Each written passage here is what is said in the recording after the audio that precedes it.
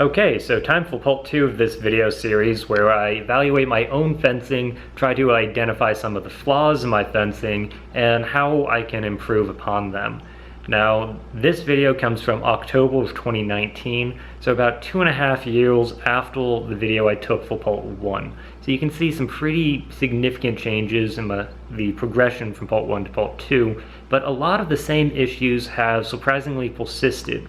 Particularly in regards to my idea of self-preservation, reading the fight, and the amount of double hits that I get. So I still have a long way to go.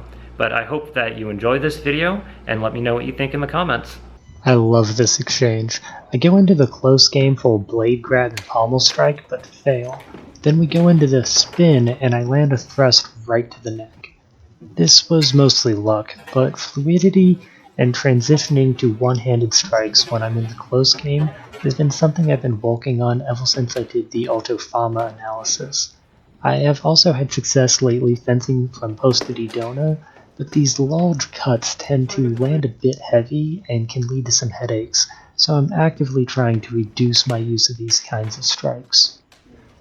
On occasion, I will change the direction of my cut if I notice a new opening, which is new in my fencing but still uncommon. I called hold on this as I wasn't comfortable going for the pommel strike from this position due to the lack of back ahead protection, but I do like the comparison between this Satani and the last one from part 1. I have also developed a knack for pommel strikes. Throw a cut out and go weak in the bind, but just keep your momentum until you crash into your opponent. I like to use it offensively as well as defensively if someone gets into my personal space. It fails though when I go for the pommel strike and miss my target completely, as my momentum carries me past my opponent and I consistently fail to parry their attacks. Schielhaus are one of my favorite ways to address opponents in Hängen or Vormtag. One issue though is how I stick my hands out in what some people call lazy Vormtag. I need to tuck my hands in so that they are not vulnerable to hand sniping.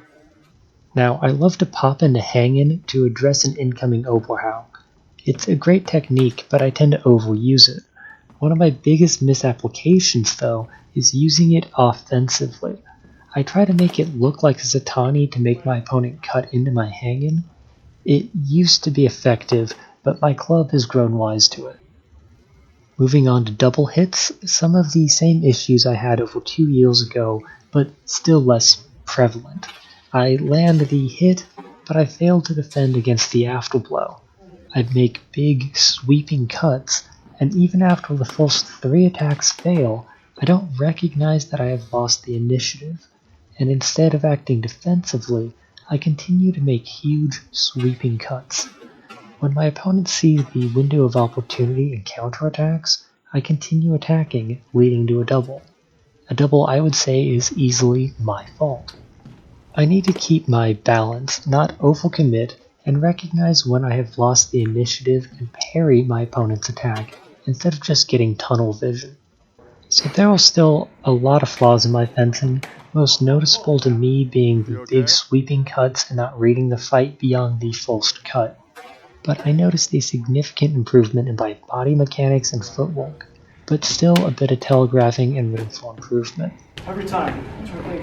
This is certainly not a complete list of my fencing flaws though, so please feel free to add some in the comments. Again, I hope you like these videos, and thank you for watching.